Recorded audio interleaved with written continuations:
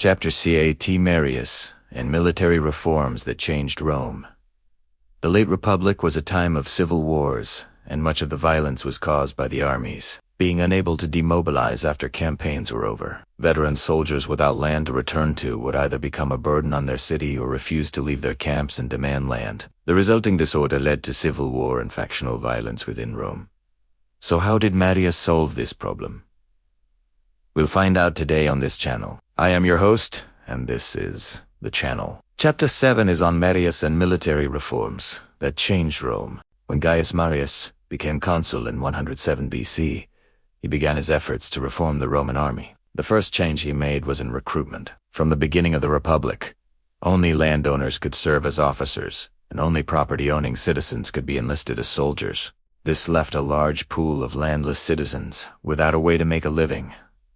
But Marius realized that he could take advantage of this situation and created a professional standing army with soldiers who were free to fight for Rome without needing anything else from her. He instituted a system that allowed landless citizens to join the army with the stipulation that they would receive no pay while training and only enough pay to sustain themselves while campaigning. These men became known as capiti, censi, or heads counted, because each soldier had to prove his worth to the state before he could be accepted into the ranks. This system wasn't all that different from other professional standing armies in the ancient Mediterranean, but it was new to Rome. And although this solved one problem, it created another. Now that Marius had a huge pool of soldiers to choose from, he needed some way to train and organize them. Unlike the Hellenistic armies, Roman soldiers were not professionals when they joined the ranks. They were just ordinary citizens that had been forced into service. Because of this, the manipular formation was used instead of the phalanx, which required soldiers to have years of experience before being able to join. Each cohort consisted of 4 maniples or divisions of about 120 men each. The first 2 were hostati, or young soldiers who had never fought in battle before. The third was the principes, or senior soldiers who were between the ages of 30 and 40 and had extensive combat experience. Finally, there were the trieri, the veterans and most experienced soldiers that were typically around 50 years old and had served at least 8 years. These cohorts were organized into 3 lines with the hastati forming. The first line, the principes in the second, and the trieri in the third. While this organization worked well enough against Rome's enemies in Italy, it fell apart when facing the armies of the Pontic king. During the First Mithridatic War, Rome was fighting against an army that was just as numerous as their own. In fact, at one point, Rome was fighting against 80,000 Pontic infantry and 6,000 cavalry compared to their own 35,000 infantry and 3,000 cavalry. To make up for this disadvantage, Marius reorganized his army yet again. He grouped together the 3 maniple formations of each cohort into one unit, called a cohort, which contained both heavy infantry armed with spears and shields and light infantry armed with javelins and short swords. This reorganization meant that each cohort was only 480 men strong, but it also allowed for more flexibility in the battlefield. With this new system, 2 cohorts could be arranged back to form a rectangle and protect each other's flanks. Another benefit to this change was that if one cohort was wiped out, the other could continue to fight. These reforms were exactly what Rome needed, and its enemies were soon smashed. But the problems they caused would plague Rome for decades to come.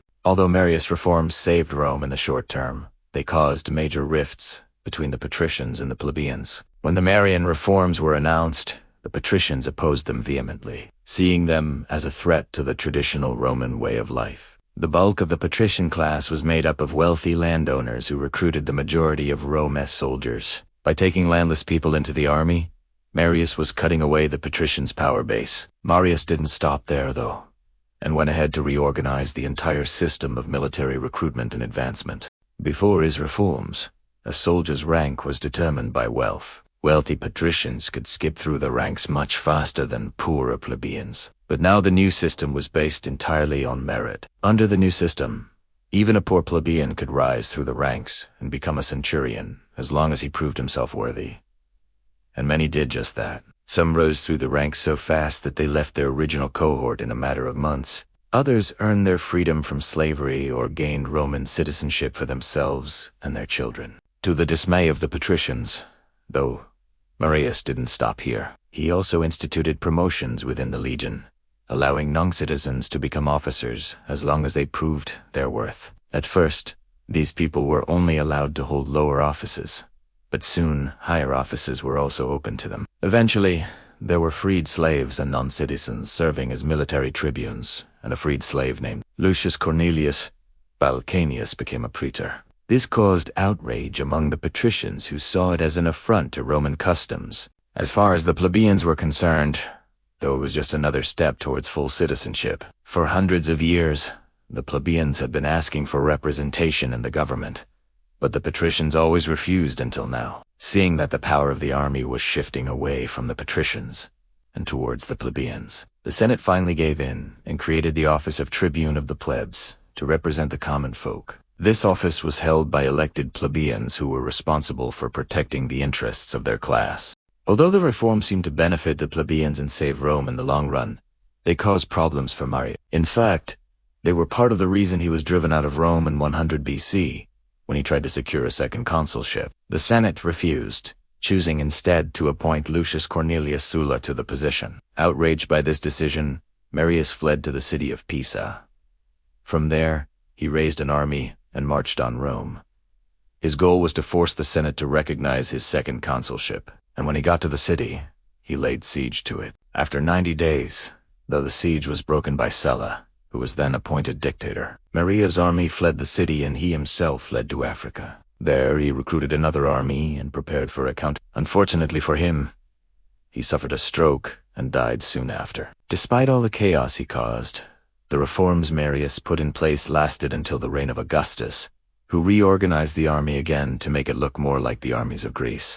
Besides reforming the army, Marius also waged war against the Germanic tribes north of the Alps and the Cimbri and Teutones in northern Italy. Both groups had been raiding Roman territory for years, but the Romans had been unable to stop them because of their superior equestrian skills. Marius faced the same problem, but adapted his tactics to account for it. Instead of trying to beat the barbarians at their own game, Marius took the fight to them. He chose locations for battles that were unfavorable to the horsemen and used a deep, compact formation to protect his troops. Then he unleashed his cavalry, destroying the barbarian horsemen before they could make an impact. This strategy won him victories against both the Cimbri and the Teutones, annihilating both armies and ending their raids once and for all. So although Marius lost his life trying to restore order to Rome, he accomplished his goal. After his death, Cinna and then Sulla took control of the city and implemented their own reforms, creating further division between the classes.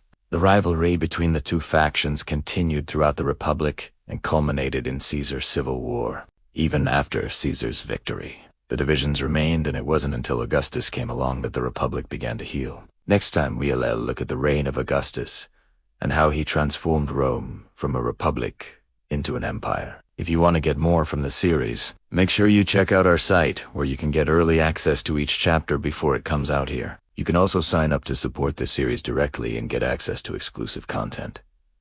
Thanks for watching. If you enjoyed the video, please hit that thumbs up button below. It helps us grow and allows us to keep making content like this for you.